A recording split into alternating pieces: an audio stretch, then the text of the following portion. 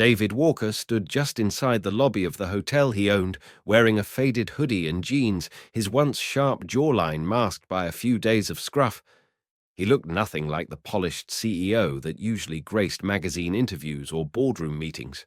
His company Walker Inns and Suites had grown rapidly over the past 5 years, from a handful of inherited properties to a respected chain with 10 locations. But with that growth came distance, and lately he'd been hearing murmurs, complaints about rude service, strange booking practices, and an overall decline in hospitality. So he did what few CEOs would dare. He went undercover to experience it himself. What he hadn't expected, though, was to be turned away at the door. The young man behind the front desk didn't even bother to make eye contact. His name tag read, Jake, and his posture was more suited to someone scrolling social media than welcoming guests. "Sorry, sir," Jake mumbled. "We can't accommodate you tonight." David blinked in confusion, glancing at the almost empty lobby. The hotel clearly had rooms. "Why not?" he asked, keeping his tone calm. Jake sighed, clearly annoyed to be questioned. "We don't rent to locals. It's policy." David's heart skipped. Policy. He had never approved such a thing. "Locals," he repeated. "You mean people from this town?" Jake finally looked up, his gaze flicking over David's worn clothes and scruffy appearance. "Yeah, locals tend to bring problems. Management doesn't want the risk." It took everything in David to remain composed. He had come here expecting to witness inefficiencies, perhaps a rude staff member or a slow check-in process, not outright discrimination.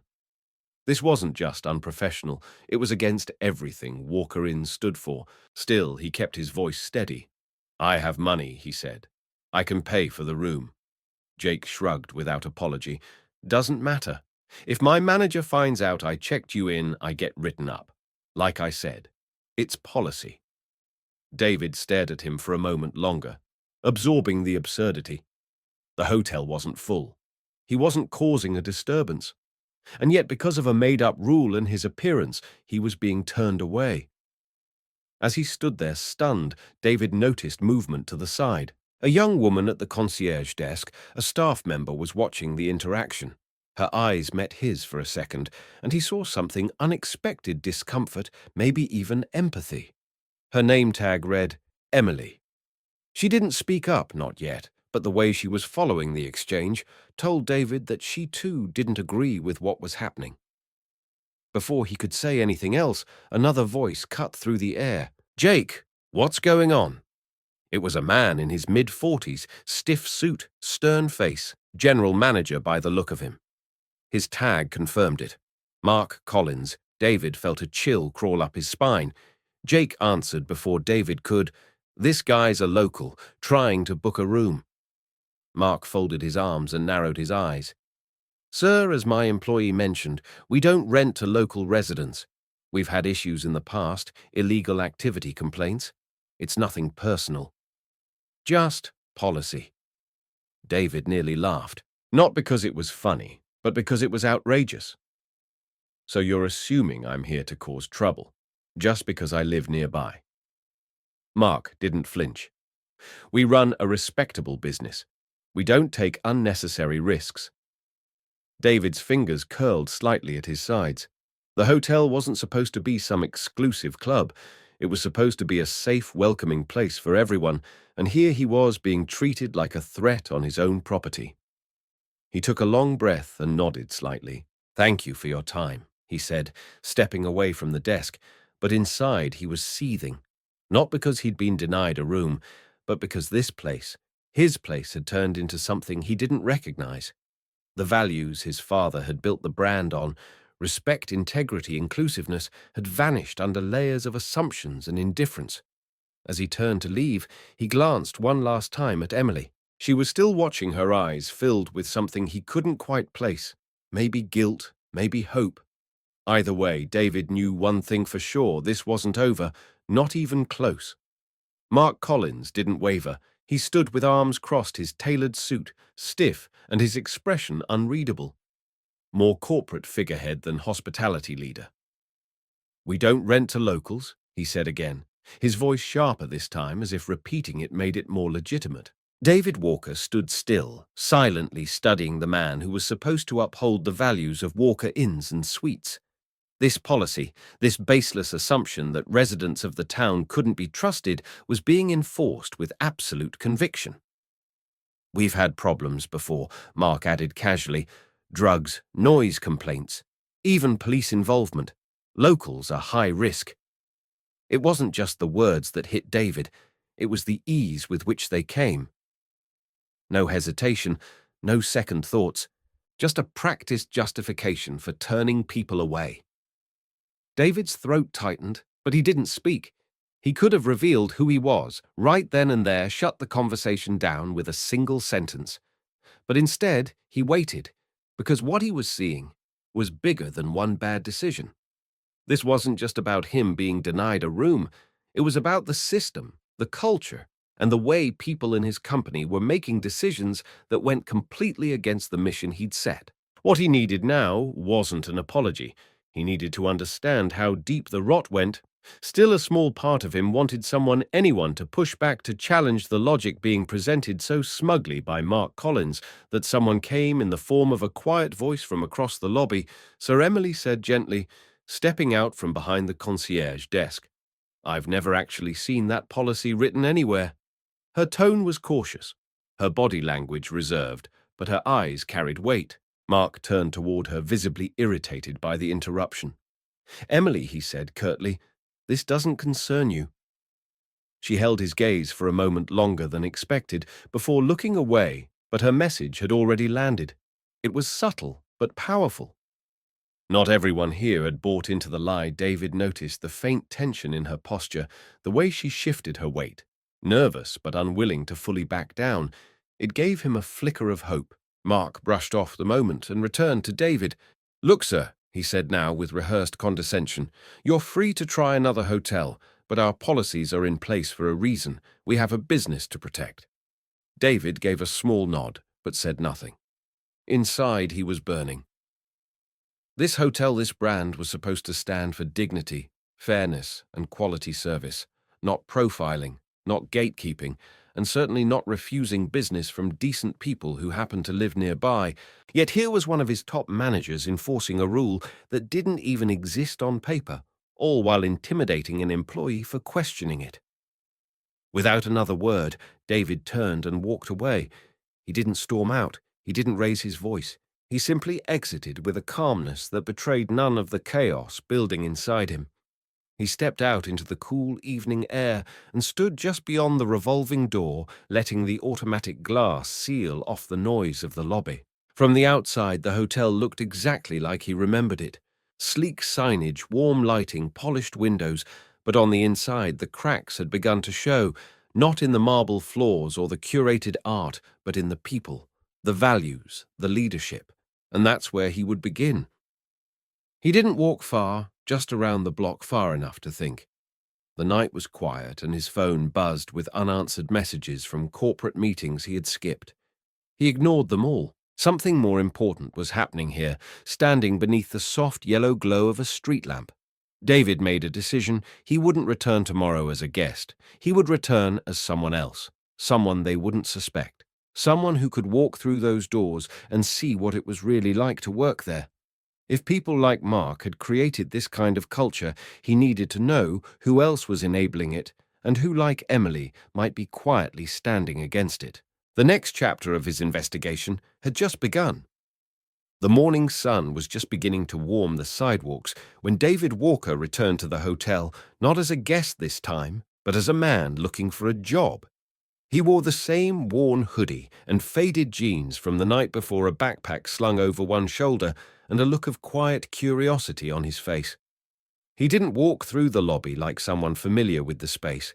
He shuffled in like a drifter blending into the background. The same polished lobby greeted him, the front desk, concierge station, and glass coffee tables stacked with tourist brochures. But everything looked different now. This wasn't his hotel anymore, not in this moment. Today, he wasn't David Walker. CEO today, he was just Dan, a guy with some front desk experience looking for steady work. The front desk was quieter than the night before. The rush had passed, and a new staff member stood behind the counter, an older woman with tired eyes and a name tag that read Linda. She didn't look up from her computer until he was standing right in front of her. "Can I help you?" she asked, voice flat from routine. David gave a soft smile. "I was wondering if you guys were hiring. I've done front desk before, just looking for something stable." Linda barely reacted. "You'll have to apply online. We don't take walk-ins." He nodded as if disappointed, then added, "I don't have a computer at the moment. Just thought I'd ask in person." That's when a familiar voice entered the conversation. Emily had been walking past, but stopped when she heard his voice. She looked at him closely, maybe recognizing something, maybe not, but her face softened. "You're looking for work?" she asked. David nodded, keeping his tone casual. "Yeah, I've done check-ins, phone work, handled guests. Nothing fancy, but I'm good with people." She exchanged a look with Linda, who just shrugged clearly, uninterested in engaging further. Emily turned back to him. "We actually could use help. A couple of people just quit." Then after a pause, she added, "Come with me. I'll introduce you to the assistant manager." David followed her down a hallway lined with office doors, break room signs, and a faint scent of burnt coffee. Everything was ordinary on the surface, but David's senses were on high alert, cataloguing every detail. At the end of the hallway, they reached a small office with the door cracked open. Inside, a man in his late 20s sat hunched over a cluttered desk, typing furiously. His tag read, "Ryan Assistant Manager." Emily knocked on the doorframe. "Hey, Ryan, someone's here about the front desk job." Ryan looked up, his eyes flicking to David without much interest. "Experience?" "Yeah," David said easily. "Did front desk for a while at a mid-sized place in Ohio. Can handle the basics, check-ins, bookings, guest questions." Ryan sighed and leaned back in his chair. "We need people. Can you start today?" David blinked. No application, no ID check, no interview. Just a straight offer, like hiring a cashier at a gas station. "Sure," he said, matching Ryan's tone. "I can start right now." Ryan stood and waved them out. "Emily, get him up to speed." And just like that, it was done. David. Now Dan was an employee of the hotel he had founded. No vetting, no questions, no training manual. He walked beside Emily back toward the front desk, taking in the absurdity of the moment. "That was fast," he said, his tone light. Emily gave a half shrug. "Lately, yeah, people don't stay long." That line lingered in David's mind longer than it should have. People didn't stay long. It wasn't just about turnover. It was about something deeper, a culture that didn't invite loyalty, a place where effort wasn't rewarded and standards weren't enforced. And he was about to see it all up close. As the morning wore on, Emily walked him through the basics. The check-in system was outdated. The phones rang constantly without being answered, and notes from the night staff were barely legible.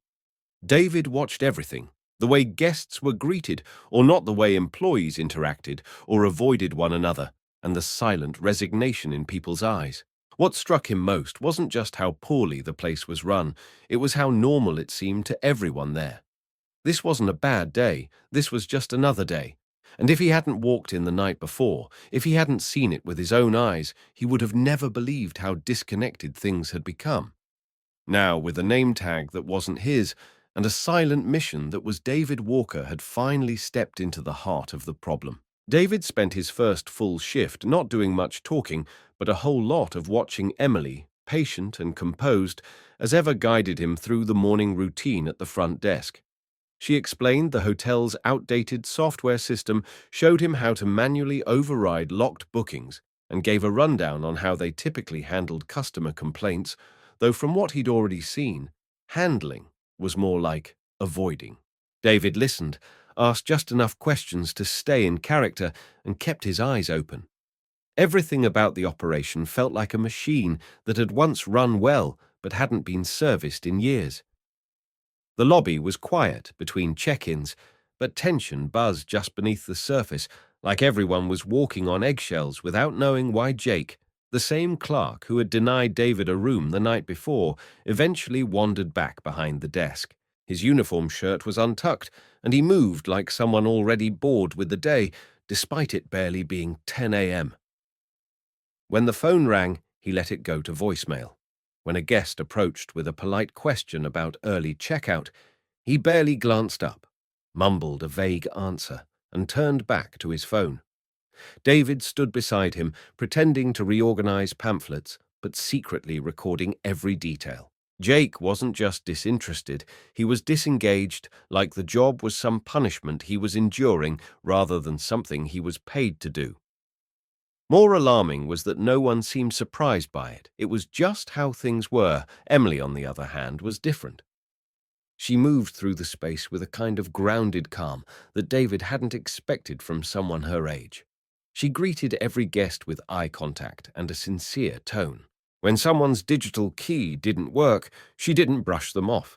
She personally walked them to the elevator, tested a new key card, and apologized for the inconvenience.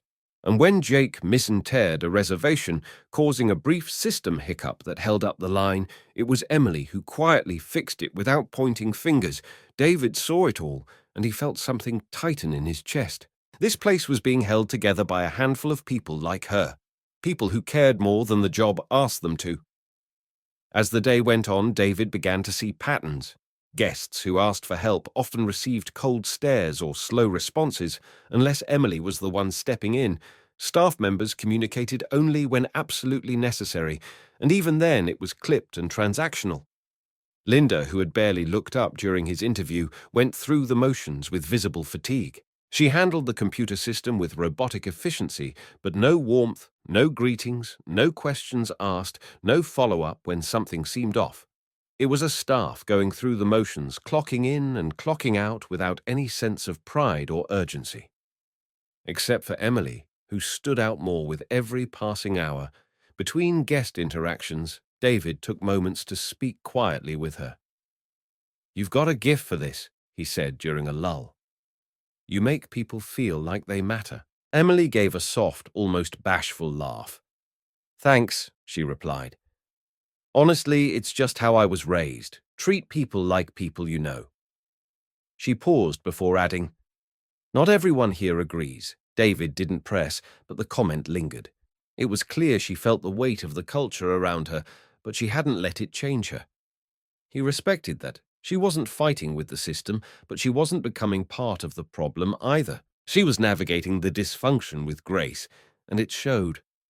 By the time the afternoon sun cast golden light through the lobby windows, David had seen enough to confirm what he already suspected: the front desk was broken, not because the tools didn't work, but because the people using them had given up. Leadership had let things slide so long that apathy had become the norm.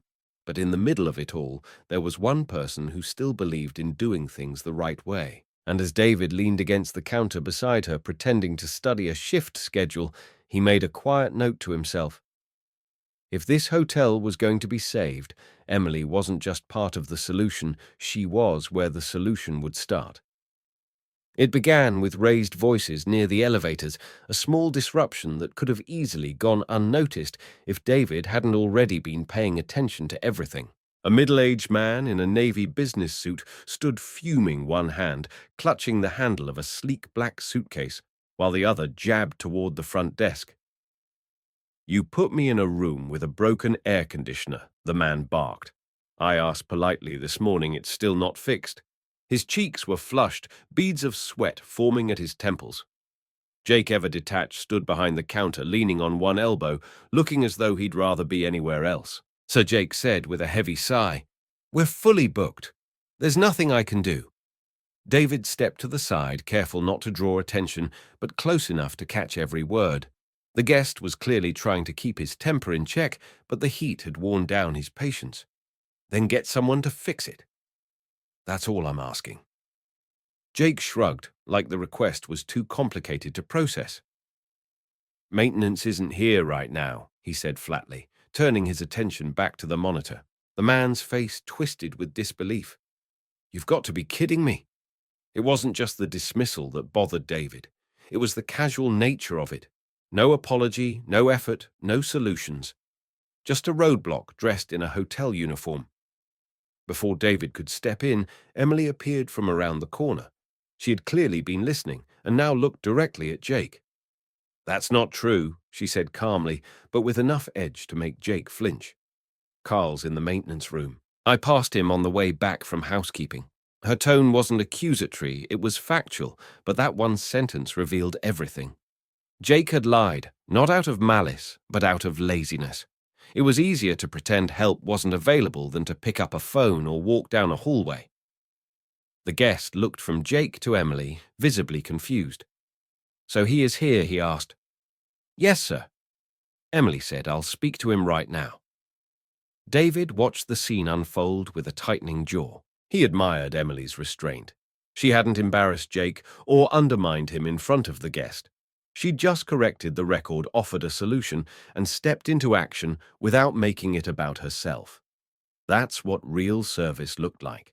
But before anything could be resolved, the doors to the manager's office opened and Mark Collins strode out with a faux smile already plastered on his face. "What seems to be the issue?" he asked, voice sugary sweet, but completely disingenuous. The guest, desperate for resolution, quickly explained the situation. Mark nodded with mechanical empathy. "I sincerely apologize for the inconvenience. Unfortunately, we're at capacity and can't make any room changes at this time." Then, without waiting for a response, Mark turned to Jake and whispered something David couldn't catch. Jake nodded, still sullen, while the guest stood there in disbelief. "So you're telling me that nothing can be done?" he asked. Mark turned back to him with the same polished smile. "You're free to contact our corporate line if you'd like to file a complaint. We understand your frustration," and just like that, the moment was swept under the rug. Mark didn't ask why the air conditioner wasn't fixed. He didn't investigate why Jake had lied. He didn't even acknowledge that maintenance was indeed available. His only priority was making the guest go away, not solving the problem, just ending the conversation. The guest eventually walked off, muttering under his breath, shaking his head in disbelief. Emily returned to the front desk quietly, and Mark disappeared back into his office like nothing had happened. David, meanwhile, leaned against the counter, feeling the weight of what he had just witnessed. This wasn't a one-time fluke. This was a culture, a pattern of neglect, excuse-making, and image-first leadership. Real problems weren't being solved because no one was held accountable. Jake wasn't reprimanded. Carl wasn't called. Emily had tried to step in, but her voice carried no weight with the people who made the decisions. And Mark, the man responsible for the tone of the whole operation, cared more about optics than outcomes. David had hoped to find inefficiencies. Instead, he was uncovering a rot that started at the top and seeped through every layer of the building. By mid-afternoon, the rhythm of the hotel had shifted into something slower, but not calmer. There was a weariness in the air, like everyone was simply counting the hours until they could clock out. David took this lull as an opportunity to explore beyond the front desk. He told Emily he wanted to stretch his legs and get a better feel for the building. She nodded, no questions asked. With his new status as a temporary employee, he had the perfect cover to roam the back corridors that most guests would never see. The hallways behind the guest rooms were narrow and dimly lit, the walls scuffed and lined with carts of linen and cleaning supplies. It was here, near the housekeeping station, that he met Tina. She was in her early 40s, leaning against a utility cart stacked with towels and half-empty bottles of cleaning fluid. Her shoulders slumped as she rubbed her temples, and the slight tremor in her hand didn't go unnoticed. David pretended to adjust a crooked lobby chair nearby, then casually struck up conversation.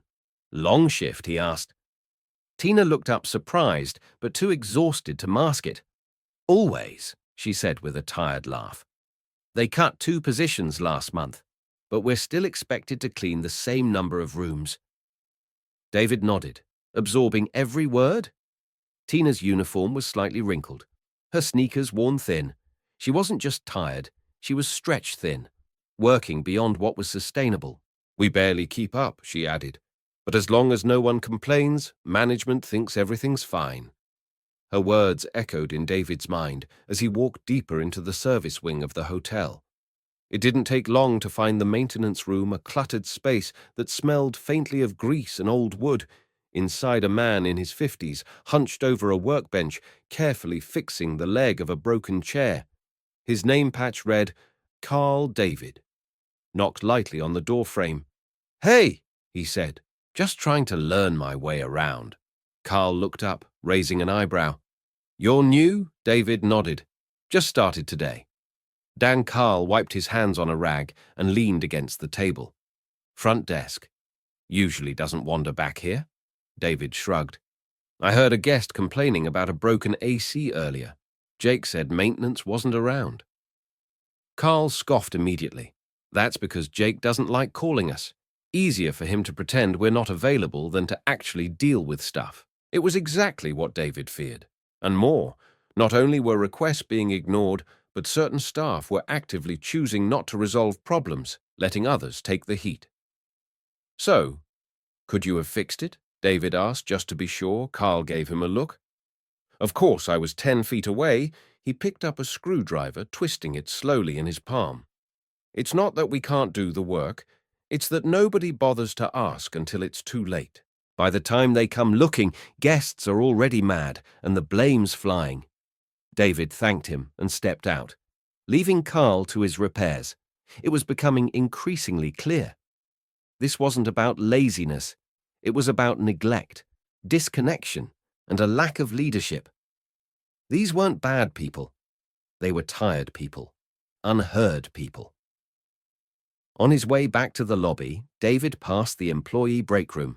The door was slightly ajar. Inside, 3 staff members sat silently around a plastic table, eating sandwiches in near silence. No chatter, no laughter, no relief, just a heavy, shared fatigue. It wasn't the kind of break where people relaxed. It was one where they simply paused to recharge just enough to survive the rest of the shift. David didn't interrupt. He didn't need to. The scene spoke volumes. These workers weren't a team.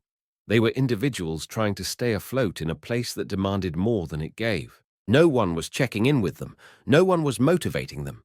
The culture had shifted from service to survival, and yet in the middle of this quiet chaos, there was Emily, still at the front desk, still holding it together. David returned to find her patiently helping an elderly couple navigate a double booking issue. She smiled as she explained the solution, offered them complimentary water bottles, and personally walked them to a waiting area while their room was prepared. Her energy was different. It wasn't forced. It was consistent. "How do you stay so calm?" David asked after the guests had gone. Emily gave a faint smile. "I remind myself why I started. I like helping people. I just wish we were all on the same page about that." David nodded slowly. Of all the things he'd seen that day, Emily's quiet strength might have been the most revealing. In a hotel full of cracks, she was still holding up a beam. The time for watching had passed. David had seen more than enough. The apathetic service, the ignored maintenance requests, the overworked staff struggling under the weight of a system designed to function just well enough to avoid complaints. And above it all, there was Mark Collins, the general manager, who had allowed this environment to fester under his watch, choosing convenience over correction. That afternoon, as the lobby buzzed with guests checking in and out, David made his move. Without announcement or hesitation, he walked straight toward the manager's office. Staff noticed Emily looked up from the front desk. Carl caught sight of him from down the hall. Doors that had remained closed too long were about to open in more ways than one. David didn't knock. He pushed the office door open and stepped inside. Mark sat behind his desk, pecking at his keyboard, irritation already blooming on his face. "Can I help you?" he asked, not bothering to hide the annoyance in his tone. David closed the door behind him and stood tall. "Yes," he said firmly. "You can help me by explaining how you think this hotel is being run." Mark blinked, caught off guard. "Excuse me." David took a step forward, his voice low but unmistakably commanding. "I've spent the past 24 hours working alongside your staff, listening, watching and experiencing everything firsthand. And what I've seen is a complete breakdown of service accountability and leadership." Mark opened his mouth to respond, but David cut him off. "Let me save you the trouble. I'm David Walker. I own this hotel. I'm the CEO of Walker Inns and Suites." The color drained from Mark's face. His back straightened, his hands froze mid-gesture. For a moment he said nothing, the realization hitting him like a tidal wave. David let the silence sit, let the moment stretch long enough to be unforgettable. "I built this brand on integrity, on service, on treating both guests and employees with respect," he continued. "But what I've seen here under your management is the exact opposite of that. You've created a culture of blame, deflection, and decay. And it ends today." Mark tried to speak, but his voice faltered. "Mr. Walker, I didn't know." "That's exactly the problem," David snapped. "You didn't know because you didn't care to know. You ignored warning signs, silenced the voices that tried to speak up, and put on a polished front while everything behind it fell apart." David moved to the desk and placed both hands on the surface, leaning in just slightly. "You're fired. Effective immediately. I want you out of this office and out of this building by the end of the day." Mark sat frozen for a moment longer before finally standing, his hands slightly shaking. "Please, this is a mistake." "No," David said. "The mistake was trusting you to lead." Without waiting for a response, he turned and walked out, leaving the door wide open behind him. As he stepped back into the lobby, it was as if a silent alarm had gone off. Heads turned. Conversation stopped. The staff, having caught bits and pieces through the thin office walls, stood watching. Emily looked up, eyes wide, unsure of what was coming next. David didn't wait. "Mark Collins is no longer with this hotel," he announced clearly. "Effective immediately, this location will undergo major operational reforms." He turned to Emily, who took a tentative step forward. "Emily," he said, locking eyes with her, "you've been holding this place together despite everything. Starting today, you're the new assistant manager." Her mouth dropped open, stunned. "Wait, what?" she breathed. David smiled slightly. "You're the only one I've seen here who leads with heart and professionalism, and that's what we need more of." The room was still the air thick with surprise, and maybe even a bit of hope. Carl stepped out from a hallway, nodding silently in approval. Linda looked up from her post behind the front desk, her expression softening for the first time that day, and Emily, still stunned, took a breath and straightened her posture. "I won't let you down," she said firmly. David nodded. "Once, I know you won't." He turned back to the staff.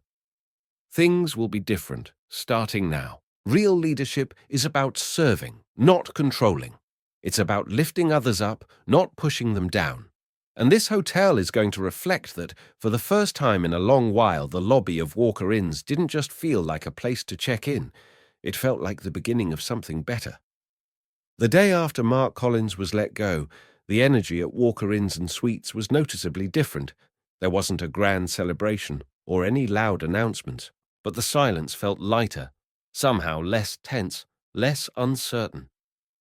David Walker didn't retreat into a conference room or vanish into a suite like so many executives might have. Instead, he rolled up his sleeves, clipped a staff badge to his shirt, and stepped behind the front desk beside Emily. The guests didn't know he was the CEO. They just saw another team member checking people in, answering phones, and offering directions to the elevator. And that was exactly how David wanted it. He wasn't there to give orders. He was there to rebuild trust from the ground up. Starting with presence, Emily, still adjusting to her sudden promotion, had wasted no time stepping into her new role. The staff's initial surprise at her promotion had given way to something more powerful: respect. She didn't walk around barking commands or acting superior. She asked questions. She listened. She scheduled one-on-one conversations with each team member and took notes on what they needed. When issues arose, she didn't assign blame. She worked with people to solve them. It wasn't long before others started following her lead. Even Linda, who had once kept her distance, was now actively sharing feedback and offering suggestions. Emily had a way of making people feel heard and in a place that had long silenced its workers that made all the difference. Meanwhile, in the back hallways and maintenance rooms, Carl was quietly tackling the mountain of repairs that had piled up during Mark's tenure. With no more obstruction from management, he moved with focused urgency. Leaky faucets, broken cabinet doors, faulty thermostats. Every time he crossed one off the list, it wasn't just a task completed, it was a small restoration of pride. He no longer felt like a forgotten cog in a broken machine. He felt like a craftsman again. David noticed it too. One afternoon he found Carl crouched beneath a sink in room 312, tightening a pipe with steady hands. "You're making a real difference," David said. Carl looked up and gave a rare smile. "It helps when people let you do your job." Small changes began to ripple through the hotel. The front desk, once marked by tension and disengagement, now moved with a quiet rhythm of cooperation. Phone calls were answered on the first ring. Check-ins were smoother. Emily worked closely with Linda to streamline the process, removing unnecessary steps and simplifying guest requests. David shadowed them during the rush hour, offering a helping hand wherever needed. He wasn't above wiping down the counter or running spare keys upstairs. And the staff took notice when the CEO works beside you, not above you. It changes everything. The distance that once separated leadership from labor began to disappear. In the break room, the conversations shifted. Where once there had been silence or complaints, there were now small laughs, shared ideas, and occasional moments of optimism. People stayed a few minutes longer than necessary on their breaks, not because they were avoiding work, but because they felt safe enough to breathe. David took the time to join them when he could never dominating the conversation, always listening. He heard stories about what the hotel used to be like, what it could be again, and what it might become. These weren't just employees anymore. They were collaborators, contributors to something being rebuilt, not just structurally, but culturally. By the end of the week, there was still a long way to go. The problems hadn't vanished, and the system wasn't perfect, but the shift was undeniable. Emily had grown into a role faster than anyone could have predicted. Carl had brought the building back to life with his hands, and David had earned something far more valuable than approval from a boardroom. He'd earned the trust of the people who made the hotel run. For the first time in a long time, Walker Inns and Suites didn't feel like a failing business struggling to survive. It felt like a team rediscovering its purpose, and David knew in his heart this was only the beginning. The following Monday, the lobby of Walker Inns and Suites had taken on a new kind of calm, not silence, not tension, just calm. There was still work to be done, but the team moved with a new sense of rhythm. David continued working side by side with his staff, quietly observing, checking in with guests, and looking for what still needed fixing, not just in the walls or systems, but in the people.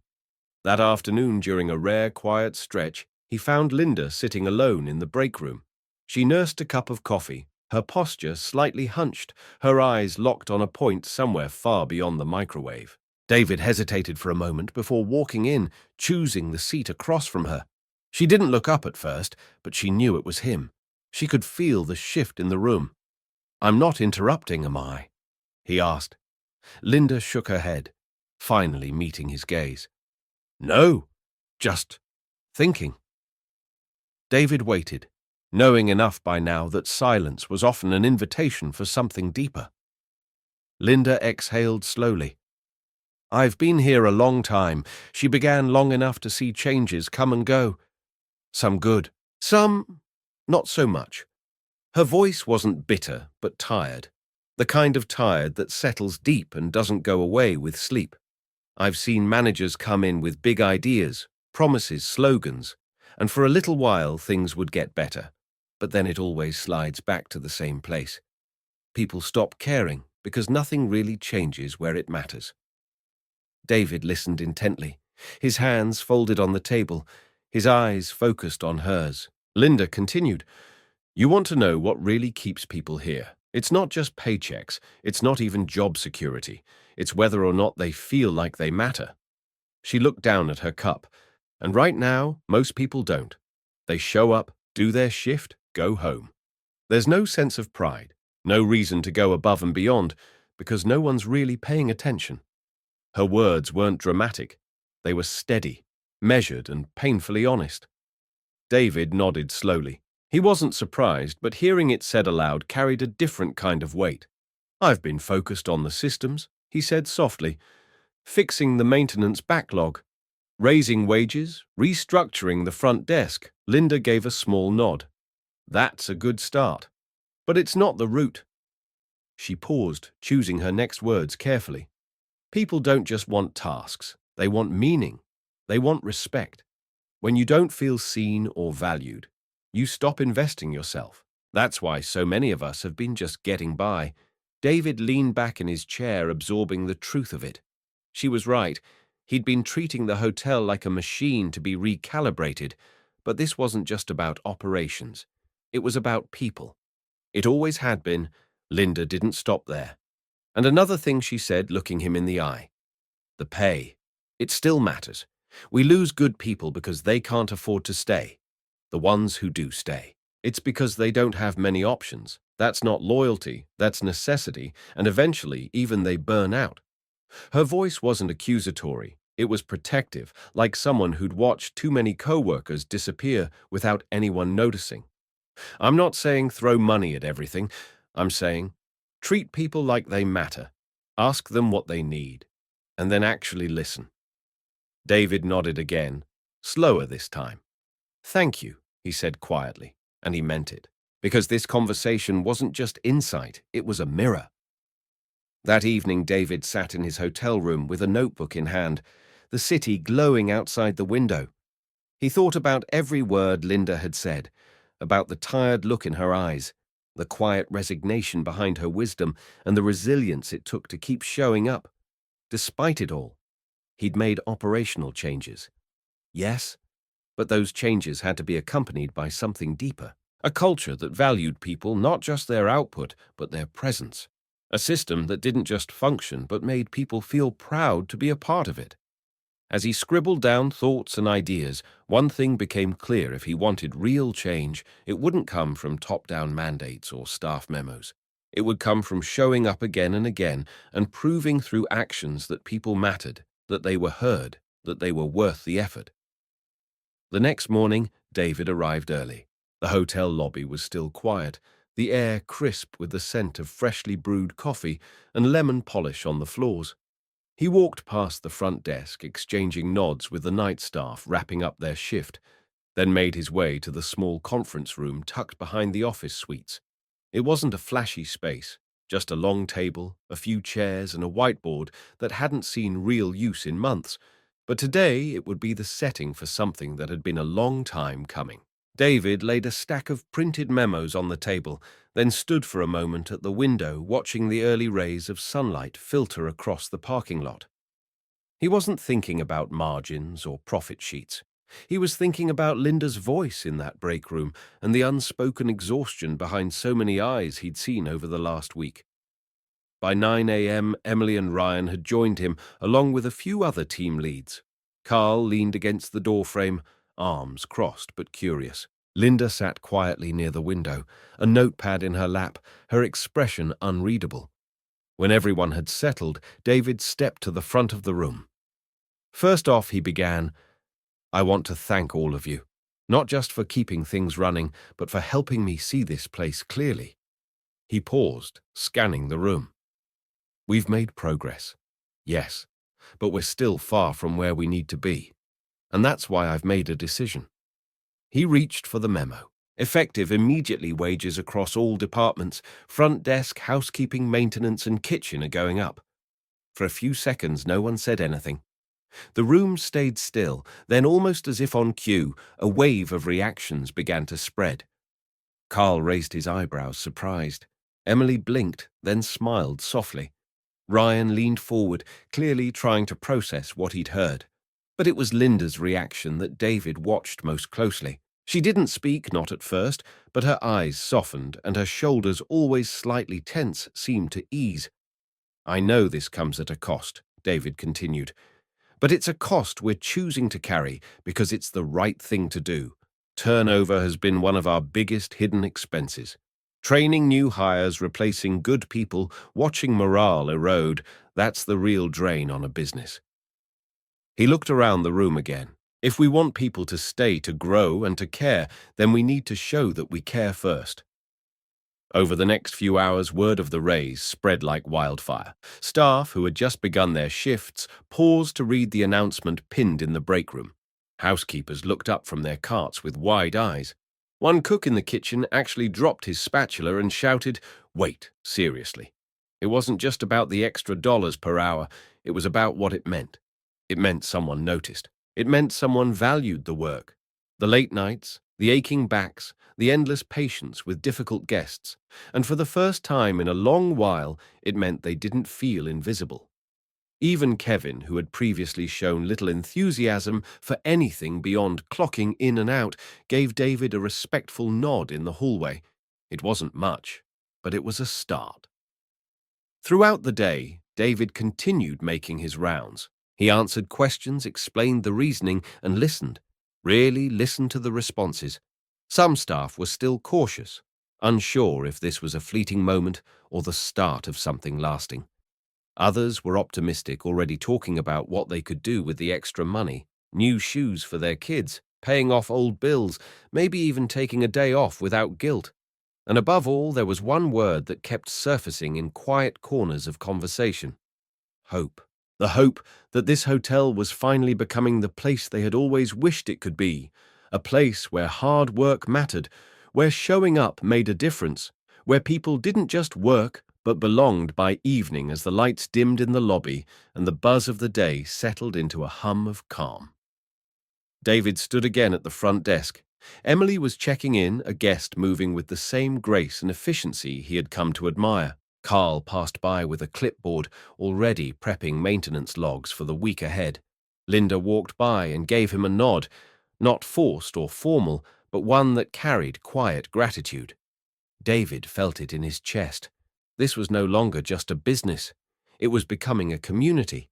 And for the first time since the moment he walked in, Undercover, Walker Inns and Suites didn't feel like a burden he needed to fix. It felt like a home worth building, and he wasn't going anywhere. If this story moved, you don't forget to subscribe to Deep Inside HQ, where real stories meet real change. Every week we bring you powerful narratives that expose the truth, celebrate integrity, and remind us that leadership starts with listening. Share this video with someone who believes in second chances and leave a comment to tell us how you would lead. If given the chance, your voice matters. Join the movement and be part of something deeper.